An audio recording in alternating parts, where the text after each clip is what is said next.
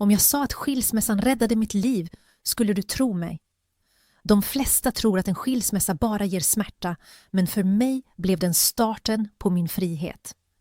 Låt mig berätta hur allt började. Min historia låter kanske konstig, men varje ord är sant. Det här är livet jag har levt. Livet jag trodde var perfekt, men som nästan krossade mig. Mitt namn är Alva. Jag är redan mycket gammal och bor i Sverige. Folk ser mig ofta och säger att jag är stark. Men jag vill berätta sanningen för dig. Jag vill dela min väg, mitt liv fram till nu. Jag var gift i många år. Med många år menar jag nästan hela mitt liv. Jag kom hit som en ung brud med drömmar. Men drömmarna blev sakta plikter. Från första morgonen i äktenskapet till sista dagen med min man levde jag för honom. Jag lagade 3 måltider om dagen. Jag strök hans skjortor. Jag skurade golven. Jag höll allt i ordning så att han aldrig behövde röra ett finger. Folk prisade mig som en god hustru och jag trodde det var min identitet. Jag trodde att mitt värde fanns i att tjäna honom. Jag bad aldrig om något för mig själv. Jag köpte inga kläder utan hans tillåtelse. Jag träffade inte vänner utan att berätta för honom. Mina dagar började med hans behov och slutade med hans humör. Ibland var jag trött, ibland sjuk, men jag intalade mig att det var kärlek. Jag sa till mig att en hustru måste offra sig. Jag tänkte, om han är lycklig är jag också lycklig. Den tron satt så djupt att jag aldrig tänkte på ett liv utan honom. Du undrar kanske om jag kände mig fången. Sanningen är att jag inte visste att jag var fången. Jag trodde att detta liv var normalt. Jag trodde kärlek betydde att ge allt och inte vänta sig något. Jag trodde tystnad var fred. Nu när jag ser tillbaka förstår jag hur blind jag var. Men då trodde jag att det var det enda sättet att leva. Det fanns stunder då jag ville säga att jag var trött, men jag svalde orden. Det fanns nätter då jag ville tala om mina känslor, men han var alltid upptagen med sig själv. Jag väntade på att han skulle se mig, fråga hur jag mådde. Men den stunden kom aldrig. Ändå klagade jag aldrig. Jag tänkte, kanske är alla äktenskap så. Kanske är jag för svag för att kräva mer. Jag minns en dag när jag hade feber. Min kropp brann. Mitt huvud var tungt. Men han bad mig stryka hans kläder. Jag stod där med tårar i ögonen och strök hans vita skjorta medan mina händer skakade. Jag ville höra honom säga, låt bli, du måste vila. Istället sa han, lämna inga väck. Den dagen kände jag hur något brast i mig, men ändå gjorde jag inget motstånd. Jag sa till mig själv, det är min plikt. Mitt liv blev ett mönster. Vakna, laga mat, städa, servera, sova om och om igen. Jag tappade bort mig själv. Jag glömde vad jag gillade, vad jag ville, vad som fick mig att le. Utomstående trodde att vi hade ett perfekt äktenskap. De sa, titta på henne. Hon tar hand om honom så bra. Hon har sån tur, lycka. Det ordet träffade mig som ett knivhugg. För djupt inom mig kände jag mig tom. Jag hade ingen lycka. Jag var förlorad. Men jag höll fast vid hoppet. Jag sa det om och om igen. En dag ska han se hur mycket jag älskar honom. En dag ska han tacka mig. Jag väntade i åratal, men den dagen kom aldrig. Istället kom något annat. Något som vände upp och ner på mitt liv. En kväll satt han vid bordet. Hans ansikte var allvarligt, hans ögon kalla. Jag trodde att han kanske var arg över jobbet. Jag frågade tyst om han ville ha te. Han skakade på huvudet och sa ord jag aldrig trodde jag skulle höra. Jag vill skiljas. Först skrattade jag nervöst. Jag trodde att han skämtade. Hur kunde han säga det efter så många år? Men hans ansiktsuttryck ändrades inte. Mina händer skakade. Min röst brast. Jag bönföll honom. Jag sa, vi kan lösa det här. Jag ska förändra mig. Jag ska anstränga mig mer. Jag var redo att böja mig ännu mer. Även om jag redan hade böjt mig till golvet lyssnade han inte. Han hade bestämt sig. Han sa att han ville ha sin frihet. Han sa att han var trött. Trött. De orden kändes som gift. Trött på vad? Jag hade gett honom allt. Vad ville han mer? Den natten grät jag som ett barn. Jag höll hans hand. Jag bad honom stanna, men han drog sig undan. Mannen jag hade levt för varje sekund gick sin väg. Jag kunde inte göra något för att stoppa honom. Jag kände att hela min värld rasade. Jag ville skrika, men inget ljud kom. Jag ville springa, men benen var tunga. Det var mitt livs mest hjälplösa stund. De följande dagarna försökte jag stoppa honom. Jag lagade hans favoritmat. Jag talade mjukt med honom. Jag bad. Jag tänkte att han kanske skulle ändra sig. Men inget hjälpte. Pappren skrevs under. Mitt äktenskap slutade med några pennstreck. Bara så kastades årtionden av uppoffring bort. Vet du hur det känns när hela ditt liv försvinner på ett ögonblick?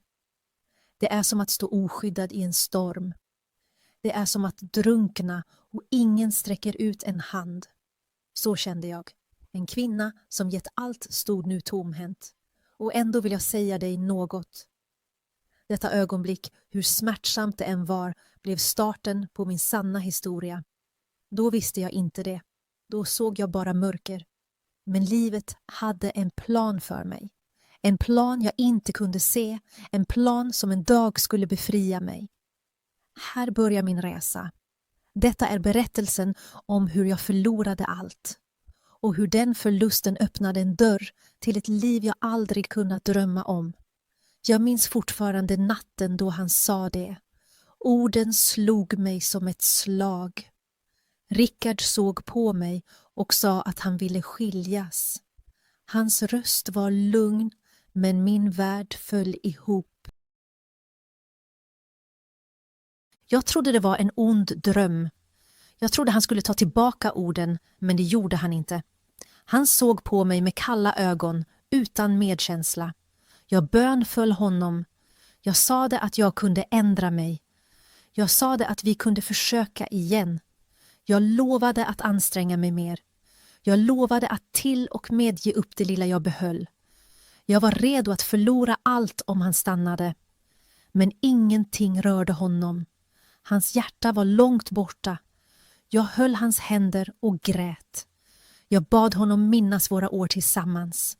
Jag påminde honom om hemmet vi byggt. Jag påminde honom om kärleken jag gett. Men han sa det inget som gav hopp. Han sa det bara att han var trött. Han sa det bara att han ville ha fred. Jag kunde inte förstå det. Hur kunde fred betyda att lämna mig? Den natten kunde jag inte sova. Jag satt på sängen och grät tills kroppen skakade. Jag ville skrika, men inget ljud kom. Jag ville fly, men benen kändes svaga. Jag pressade ansiktet mot kudden som var våt av tårar. Jag kände mig som ett barn som plötsligt förlorat allt. På morgonen försökte jag igen. Jag lagade hans favoritmat. Jag log när han kom in. Jag talade mjukt i hopp om att han skulle mjukna, men han åt tyst. Han såg på mig som om jag inte fanns. Mitt hjärta brast igen. I dagar fortsatte jag försöka. Jag bad om nätterna. Jag bönföll honom på morgnarna. Jag sa att jag inte kunde leva utan honom. Men hans ögon avslöjade sanningen för mig. I sitt hjärta hade han redan lämnat mig. Hans kropp var kvar, men hans kärlek var borta. En kväll lade han papper på bordet, skilsmässopapper. Mina händer skakade när jag rörde dem. Jag bad honom låta bli. Jag sa att vi kunde ordna allt igen. Han sa att det var för sent. Han sa att inget kunde ändra hans beslut. Mitt bröst brände. Jag trodde jag inte skulle få luft. Jag försökte dra ut på tiden. Jag sa att jag behövde mer tid. Han sa att jag kunde ta några dagar, men det skulle inget ändra. Han var säker. Hans röst var lugn. Min var bruten. Jag kände mig i ett krig jag inte kunde vinna. När jag till sist skrev under papperen kändes det som döden. Jag såg mitt namn bredvid hans, för alltid åtskilda. Pennan gled ur min hand, men jag skrev ändå vidare. Mina tårar föll på pappret. Jag ville riva det, men det var för sent. År av äktenskap slutade med några streck. Sedan såg jag hur han packade sina saker. Han tog sina kläder, sina böcker, sina ägodelar.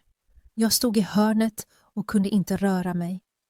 Varje sak han la i väskan kändes som en del av mig. Jag ville skrika, sluta, det är också mitt liv. Men jag sade inget. Mina läppar ville inte röra sig. När han gick mot dörren följde jag honom med blicken. Han såg inte tillbaka. Han stannade inte. Han gick som om jag inte betydde något. Dörren stängdes och med det ljudet föll min värld samman. Jag föll till golvet och grät tills jag inte fick luft. Jag kände mig som om min själ slitits itu. De följande dagarna blev ännu värre. Jag gick som ett spöke genom huset. Jag rörde vid hans skjortor som fortfarande hängde i garderoben. Jag doftade på dem och grät. Jag satt vid bordet och tittade på hans tomma stol. Jag kokade te och hällde av misstag upp 2 koppar. Sedan mindes jag att han inte längre var där. Smärtan var vass. Folk ringde mig. Några gav råd, några sa att jag borde gå vidare.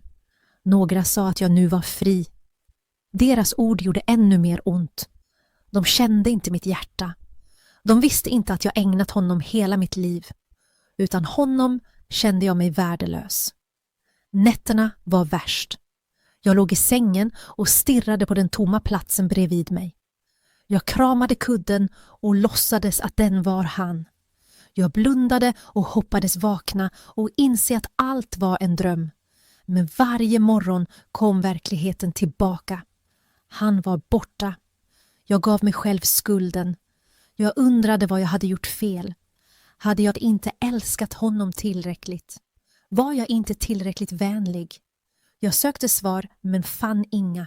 Sanningen var enkel. Han ville gå. Han hade valt att lämna. Och jag kunde inte stoppa honom. Jag trodde min berättelse slutade den dagen. Jag trodde jag skulle tillbringa resten av livet i mörker. Men jag hade fel. Livet hade andra planer för mig. Jag kunde bara inte se dem än. Men något nytt väntade på mig. Dagen då min värld föll samman blev dagen då min nya historia började. Gilla, prenumerera och dela. När Rickard gick blev min värld tyst. Huset kändes tungt, men det var inte väggarna. Det var mitt hjärta. Jag satt i timmar på samma plats och visste inte vad jag skulle göra. Jag väntade på att han skulle komma tillbaka. Jag lyssnade efter hans steg, efter hans röst som ropade mitt namn, men det kom bara tystnad. Den första natten ensam var oändlig. Jag låg i sängen och vände mig gång på gång mot sidan där han en gång sovit. Jag sträckte ut handen, men platsen var tom och kall. Jag kramade kudden och grät tills halsen värkte. Mina tårar slutade inte. Mitt bröst gjorde ont som om det skulle brista. Jag tänkte, så här kommer mitt liv att sluta. Ensam, gråtande, bortglömd. Morgonen kom, men den gav ingen tröst. Jag satt vid bordet med en kopp te. Jag hade av misstag gjort 2 koppar, sedan mindes jag att han inte var där.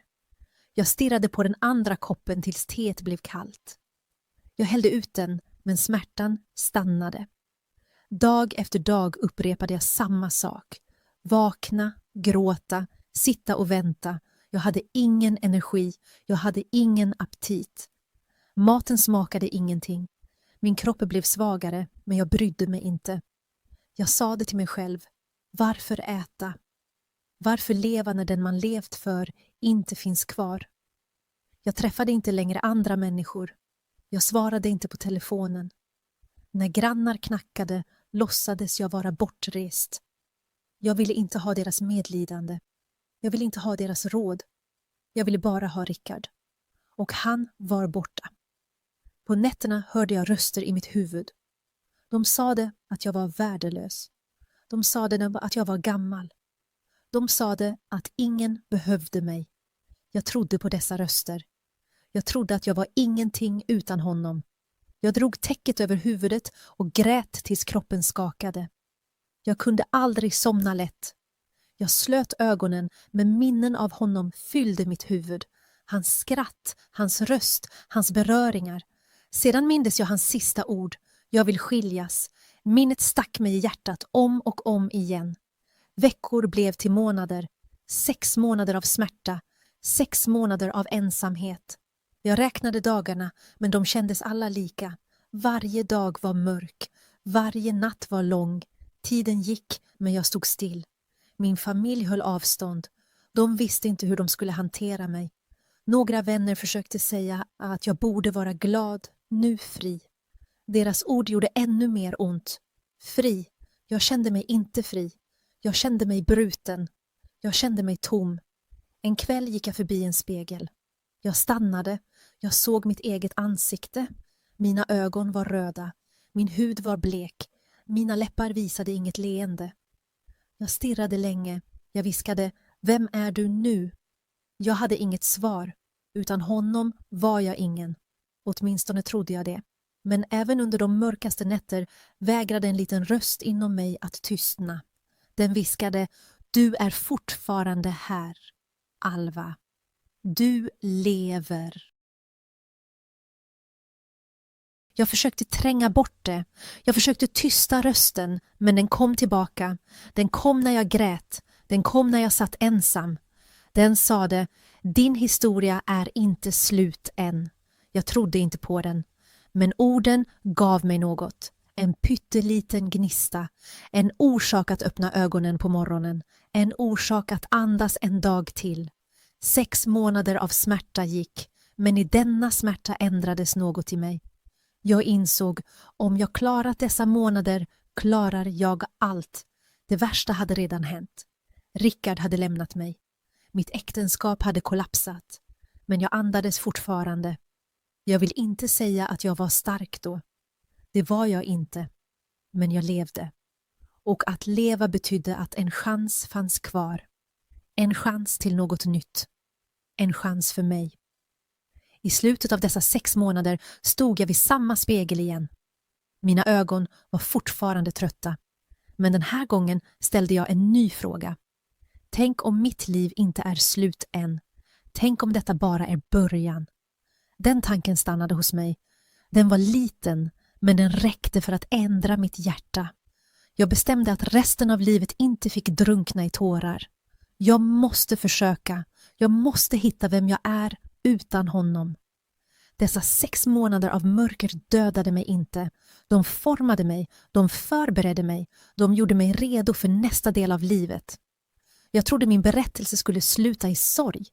Men ödet hade en annan sida för mig. Gilla, prenumerera och dela. 6 månader hade gått. 6 månader av gråt, böner till Gud och känslan av att bara vara en skugga. Jag trodde jag aldrig skulle resa mig igen. Men en morgon hände något. Jag gick långsamt genom huset. Mina ögon var trötta. Mina steg var tunga. Jag stannade framför spegeln. Först ville jag inte titta. Jag hatade min spegelbild. Men jag tvingade mig. Jag höjde huvudet. Jag såg mitt eget ansikte. Jag såg en kvinna jag inte kände. Hennes ögon var svullna. Hennes hud var blek. Hennes läppar var svaga. Jag viskade till mig själv. Vem är du? Rösten var så svag, men den skakade mig inuti. I åratal hade jag bara varit hans fru. Det var min identitet. Jag hade levt för Rickard. Jag hade levt för hans behov, hans humör, hans beslut. Nu var han borta och jag hade inget kvar. Jag stod där länge. Tårar fyllde mina ögon, men jag vände inte bort blicken. Jag frågade om och om igen. Vem är du, Alva? Vem är du utan honom? Det var första gången på år som jag talade med mig själv. Det kändes konstigt. Det kändes smärtsamt, men också nytt. Jag insåg att jag aldrig ställt den frågan. Jag hade aldrig sett mig som en egen person. Jag hade alltid varit en del av honom, hans fru, hans skugga, hans hjälpare, aldrig mig själv. Spegeln gav inget svar, men frågan stannade. Jag gick därifrån, men orden följde mig. Vem är jag? Vem är jag nu? Den dagen kunde jag inte sluta tänka på det. Jag mindes den lilla flicka jag en gång var. Jag mindes drömmar jag en gång hade. Jag mindes att jag brukade sjunga. Jag hade skrattat förr. Jag ville ha mer. Någon gång på vägen förlorade jag allt det där. Jag gav bort det. Jag begravde det under min plikt. Jag grät igen. Men denna gång var tårarna annorlunda. De var inte bara för Rickard. De var för mig. För kvinnan jag glömt. För livet jag offrat. För åren jag aldrig får tillbaka. Den kvällen satt jag vid bordet och skrev i en liten anteckningsbok. Jag skrev en rad. Jag finns fortfarande. Min hand skakade, men orden var tydliga. Jag finns fortfarande. Det var ännu ingen styrka. Det var ännu inget mod, men det var en början. Nästa morgon såg jag i spegeln igen. Mitt ansikte var detsamma, men jag talade högt. Jag sade, Alva, du är inte borta. Du är inte bara hans fru. Du är du. Ljudet av min egen röst överraskade mig. Den var svag, men den var äkta. Jag hade inte hört mig själv på länge. Jag rörde glaset och viskade. Jag ska hitta dig igen. Det löftet blev mitt nya andetag. Det var litet, men det höll mig uppe. Mörkret fanns fortfarande där. Smärtan var fortfarande skarp. Men nu fanns också en fråga. En fråga som öppnade en dörr. Vem är jag om jag inte är hans fru? Jag hade inget svar än, men jag var redo att söka. Det var dagen då mitt liv började förändras. Inte med stora steg, inte med plötslig glädje, utan med en fråga i spegeln. En fråga som gav mig kraft att börja om. Gilla, prenumerera och dela. Frågan i spegeln stannade i mitt minne. Vem är jag? Vem är jag utan honom? Jag kunde inte glömma den. Den följde mig genom dagarna. Den viskade till mig om nätterna. Den gjorde mig rastlös, men den väckte också något i mig. En morgon satt jag vid bordet. Jag höll en penna i handen. Jag öppnade ett anteckningsblock och skrev igen. Denna gång skrev jag mer än en rad. Jag skrev, jag finns fortfarande. Jag vill leva. Jag måste hitta mig själv. Orden såg konstiga ut på pappret, men de gav mig styrka. Jag bestämde mig för att göra en liten sak. Något bara för mig. För första gången på år lagade jag en maträtt jag gillade. Inte hans favoriträtt. Inte något han ville ha, utan bara mitt. Jag satt vid bordet och åt långsamt. Tårar fyllde mina ögon, för det kändes nytt. Det kändes som att jag närde mig själv och inte bara överlevde. Nästa dag tittade jag på mina händer. Samma händer hade tvättat, städat, strukit och serverat för honom. Nu ville jag att de skulle arbeta för mig. Jag frågade mig, vad kan jag göra med dessa händer? Då mindes jag något. För år sedan sydde jag gärna. Jag älskar att göra små saker av tyg, men jag slutade. Rickard sa det en gång att det var slöseri med tid, så jag gav upp. Det minnet fick mig att gråta, men efter tårarna kände jag en gnista. Jag gick till garderoben. Jag hittade en gammal ask med nålar och tråd. Mina fingrar skakade när jag rörde dem igen. Jag började sy en liten bit tyg. Det var enkelt, men kändes som liv. Detta lilla stygn var mitt första steg. Nålen gick in och ut och varje rörelse gav mig en bit av mig tillbaka. Jag var inte snabb. Jag var inte perfekt, men jag var levande. Under de följande dagarna gjorde jag fler små saker. En tygpåse, en halsduk, en liten duk. Jag såg på dem och log för första gången på månader. Jag tänkte, det här är jag. Detta är mitt arbete. Detta är mitt val. En eftermiddag kom en granne på besök. Hon såg ett av styckena jag hade gjort. Hon frågade om jag kunde göra ett åt henne också. Först var jag blyg. Jag sa att jag inte var tillräckligt bra, men hon insisterade. Hon gav mig lite pengar för det. Mina händer skakade när jag höll sedlarna. Det var inte mycket, men det var mitt. Pengar från mitt arbete. Pengar från min tid. Den natten satt jag i sängen och stirrade på pengarna. Jag viskade, Alva, du klarar det. Du kan stå på egna ben. Det handlade inte om pengarna i sig. Det handlade om känslan. För första gången var jag inte bara en hustru. Jag var en person som kunde skapa. Jag kunde tjäna pengar och fatta beslut. Sakta spred sig ordet. Andra kvinnor bad mig göra saker åt dem. De berömde mitt arbete. De sa att jag hade talang. Jag kände något nytt. Respekt. Inte den respekt jag bett Rickard om, utan den jag fick för min egen skicklighet. Varje gång jag arbetade med händerna kände jag mig lättare. Varje gång någon log åt mina skapelser kände jag mig sedd. Varje gång jag tjänade lite pengar kände jag mig fri. Men det handlade inte bara om sömnad. Det handlade om tid. I många år hade min tid inte varit min. Varje timme hade tillhört honom. Nu, även när jag var ensam, tillhörde dessa timmar mig. Jag kunde använda dem hur jag ville. Denna frihet skrämde mig först, men sedan gav den mig ro. Jag insåg att jag inte längre behövde be om värde. Jag kunde ge värde åt mig själv. Jag kunde bestämma vad som var viktigt. Jag kunde bestämma vad jag ville göra. Det var inte lätt. Jag grät fortfarande om nätterna. Ibland saknade jag honom fortfarande. Jag kände fortfarande smärtan av att bli lämnad. Men jag kände också hur något nytt växte i mig. Kraft, hopp, frihet. En kväll såg jag i spegeln igen. Jag rörde glaset och viskade, du hittar dig själv, Alva. Du är mer än hans fru. Du är du.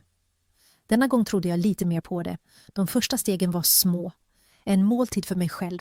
Ett stygn i tyg. En grannes leende. Lite pengar i min hand. Men dessa små steg bar mig framåt. De bar mig ut ur mörkret. Jag lärde mig att jag kunde leva. Jag lärde mig att jag till och med kunde resa mig. Och det var bara början. Gilla, prenumerera och dela. Jag hade aldrig trott att små steg kunde ändra ett liv. Men sakta började mitt arbete växa. Först var det bara en granne, sedan en till. Snart kom människor till mig som jag inte ens kände. De ville ha de saker jag gjort. De sade att mitt arbete var något särskilt. De sade att det var gjort med omsorg. När jag för första gången tjänade riktig lön satt jag och stirrade länge på den. Det handlade inte om sedlarna, det handlade om betydelsen. I åratal hade jag arbetat utan betalning och utan tack. Nu gav världen mig något tillbaka för första gången. Jag sparade pengarna i en liten ask. Varje vecka lade jag till lite mer. Varje gång jag öppnade asken blev jag stolt. Det var beviset på att jag kunde stå på egna ben. Beviset på att jag inte längre var hjälplös. Beviset på att jag kunde leva utan honom. Beställningarna fortsatte att komma. Jag började arbeta längre timmar. Men nu kändes det inte som slaveri.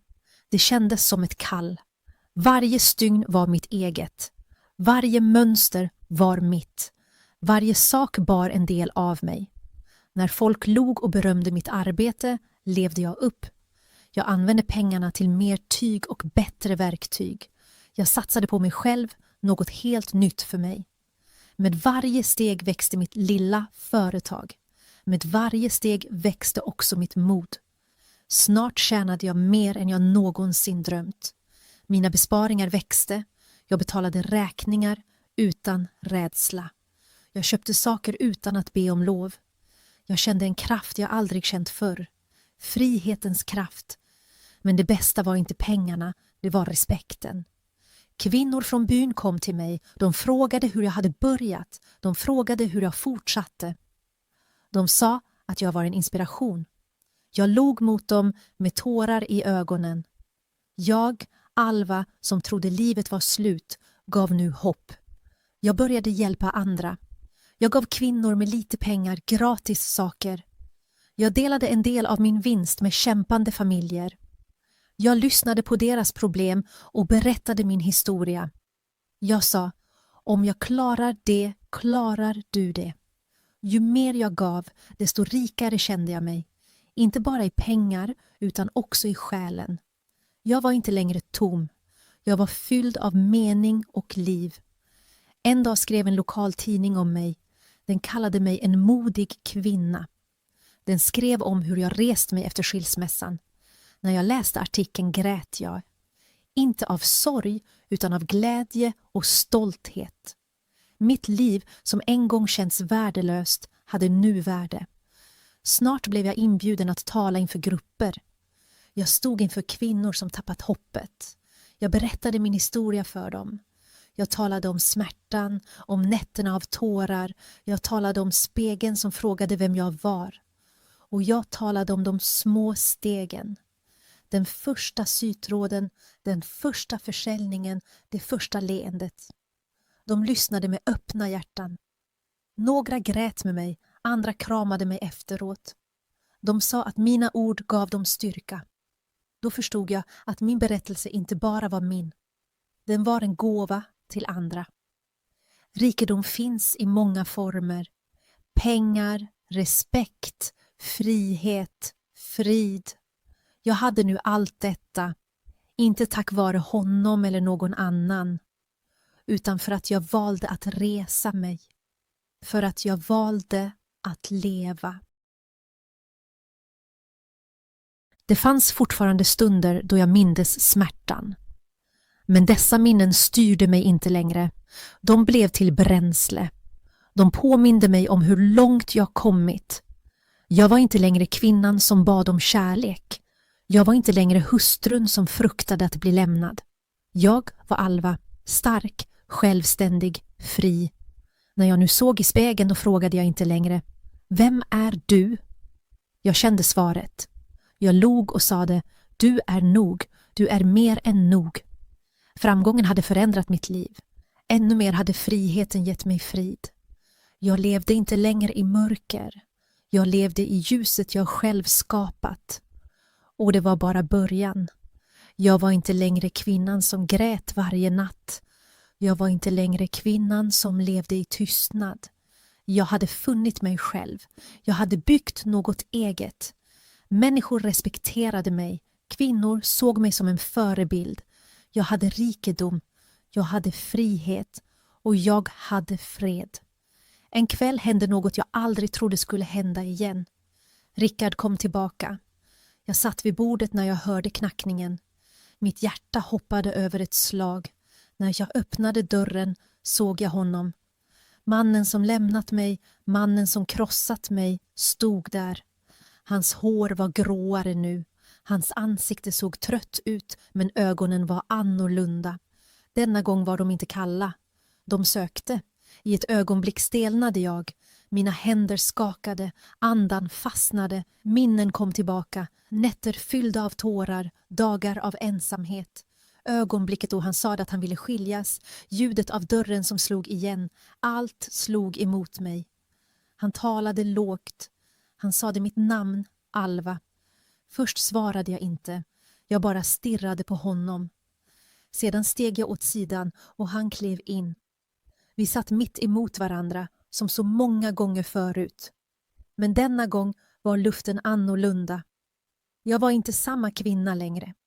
Jag var inte längre den som bönade. Jag var inte längre den som fruktade. Jag var någon ny. Han började tala. Han sa att han sett mitt namn i tidningen. Han sa att han hört om mitt arbete och hur folk respekterade mig. Han sa att han var stolt. Hans ord lät konstiga i mina öron. Var fanns den stoltheten när jag strök hans skjortor med feber? Var fanns den stoltheten när jag bad honom stanna? Jag lyssnade tyst. Sedan sade han orden jag visste skulle komma. Jag har gjort ett misstag. Jag borde inte ha gått. Jag vill komma tillbaka. Mitt bröst drog ihop sig. En del av mig ville skrika. En del av mig ville gråta. En del av mig ville skratta. Han ville nu återvända efter all smärta, efter att jag rest mig ur intet. Jag såg noga på honom. Hans ögon var mjuka, nästan bedjande. Han var inte längre den starke, kylige mannen som en gång gått. Han var nu mindre, svagare. Men jag mindes allt. Jag mindes nätterna då jag låg på golvet och grät tills luften tog slut. Jag mindes morgnarna då jag saknade anledning att stiga upp. Jag mindes skammen när jag undertecknade pappren med tårar i ansiktet. Och jag mindes hur jag reste mig igen. Jag mindes det första stygnet, den första kronan jag tjänade, respekten i kvinnors ögon. Minnen av stunden då jag såg i spegeln och sade: du är bra nog. Han frågade igen. Han sade att han var ensam. Han sade att han ville ha mig tillbaka. Han sade att vi kunde börja om. Tårar fyllde mina ögon, men de var inte för honom. De var för mig. För kvinnan som en gång bönade honom att stanna. För kvinnan som lämnades som om hon var inget. Jag viskade: du gick när jag gav dig hela mitt liv. Du slog igen dörren när jag låg på knä. Du lämnade mig när jag var svag. Nu är jag stark och jag tänker inte gå tillbaka. Han sänkte huvudet. Han försökte resonera. Han sa att han var ledsen. Han sa att han hade varit en idiot. Han sa att han ville en chans till. Jag skakade på huvudet. Rickard, sa jag förlåter dig, men jag tar dig inte tillbaka. Jag har funnit min fred utan dig och jag tappar den inte igen. Rummet var tyst. Han såg på mig, men han kunde se det i mina ögon. Mitt beslut var slutgiltigt. Kvinnan som en gång levde för honom fanns inte längre. Han gick den natten igen. Men denna gång föll jag inte till golvet. Jag grät inte tills luften tog slut. Jag bönföll inte. Jag stod rak. Jag såg honom gå bort och jag kände ingen rädsla. Jag kände mig fri. När dörren stängdes vände jag mig mot spegeln. Jag såg mitt spegelbild. Jag log genom mina tårar. Jag viskade: Alva, du klarade det. Du valde dig själv. I det ögonblicket såg jag sanningen. Skilsmässan hade inte förstört mig. Den hade räddat mig. Den hade gett mig en andra chans i livet. Och när det förflutna knackade på dörren var jag stark nog att säga nej. Gilla, prenumerera och dela. När Rickard gick för andra gången grät jag inte. Jag föll inte till golvet. Jag bad inte. Jag stod stilla. Och jag kände ett märkligt lugn i mig. Det var ingen ilska. Det var ingen glädje. Det var fred. I åratal hade jag trott att han var min värd. I åratal hade jag tänkt att livet skulle sluta utan honom. Men nu, när dörren stängdes bakom honom, visste jag sanningen. Jag behövde honom inte. Jag behövde varken hans ja, hans närvaro eller hans kärlek för att finnas. Jag hade funnit mig själv och det var nog. Jag gick till spegeln som jag gjort så många gånger förr. Jag såg kvinnan som stod där. Hennes ögon var nu starkare. Hennes läppar visade ett svagt leende. Hennes axlar var raka. Jag viskade till mig själv: du klarade det, Alva. Du överlevde. Du växte. Du valde dig själv. Minnet av smärtan fanns fortfarande i mig. Det skulle aldrig helt försvinna. Men nu styrde det mig inte längre. Det var en del av min historia, men inte hela historien. Det var skuggor som lät mitt ljus lysa starkare. Jag tänkte på Rickards ord. Han sade att han var ledsen. Han sade att han ville ha mig tillbaka. För år sedan skulle jag gjort allt för att höra dessa ord. Jag skulle fallit vid hans fötter. Jag skulle tackat honom bara för att han fanns där. Men nu betydde dessa ord inget för mig. De kom för sent. I mitt hjärta förlät jag honom. Inte för hans skull, utan för min skull. Jag ville inte bära hat. Jag ville inte bära ilska. Jag ville ha fred. Och fred kommer bara när man släpper taget. Så jag släppte taget. Jag släppte åren jag hade gett bort. Jag släppte nätterna då jag gråtit. Jag släppte kvinnan som trodde att hon var värdelös. Jag stängde kapitlet, inte med bitterhet, inte med ånger, utan med värdighet. Jag stod vid fönstret och viskade: tack livet. Tack för att du bröt mig. Tack för att du lärde mig att jag är mer än det jag förlorat. Tack för att du gav mig en andra chans. Under dagarna som följde arbetade jag som vanligt. Jag hjälpte kvinnor som kom till mig för råd. Jag berättade min historia för dem. Jag sade sanningen. Smärta kan bryta dig, men också stärka dig. Kärlek kan göra ont, men självkärlek kan hela. En skilsmässa är inte alltid ett slut. Ibland är den en början. Jag såg hopp i deras ögon. Några av dem var där jag en gång varit, grät tyst, bad om kärlek, kände sig osynliga. Jag sa det till dem: ni är inte osynliga. Ni är nog. Ni kan resa er. Och när de trodde mig, om så bara lite, kände jag mitt mål komma närmare. Jag levde inte längre i det förflutna. Jag väntade inte längre på att Rickard skulle komma tillbaka. Jag levde i nuet. Jag levde för mig själv och för andra som behövde se att man kan läka. En morgon vaknade jag och log utan orsak. Det hade inte hänt på många år. Jag log inte för någon annan. Jag log för att jag levde, var fri och var mig själv. Jag hade nu rikedom. Jag hade respekt. Jag hade ett namn som folk kände igen. Men inget av det var min sanna skatt. Min sanna skatt var frid. En frid som ingen kan ta ifrån mig. En frid som föds när man väljer sig själv. Den dagen förstod jag något. Skilsmässan hade inte förstört mitt liv. Den hade gett mig livet tillbaka. Den gav mig chansen att börja om vid den här åldern. Den gav mig kraft att möta smärta och ändå gå vidare.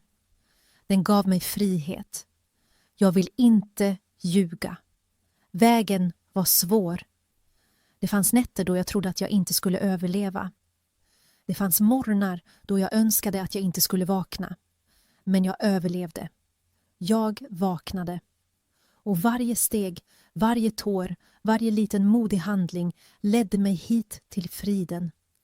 När jag nu sitter med människor döljer jag inte min historia. Jag berättar den öppet. Jag berättar om smärtan, förlusten, nätterna fulla av tårar.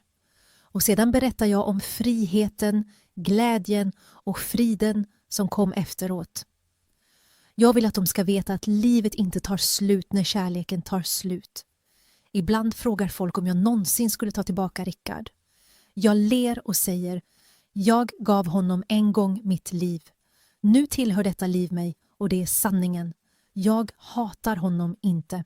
Jag önskar honom inget ont. Men min väg är nu en annan. Mitt hjärta är fritt. Min själ är stilla. Jag väljer frid framför det förflutna. När jag nu ser soluppgången viskar jag en tacksam bön. Inte för det jag förlorade utan för det jag vann.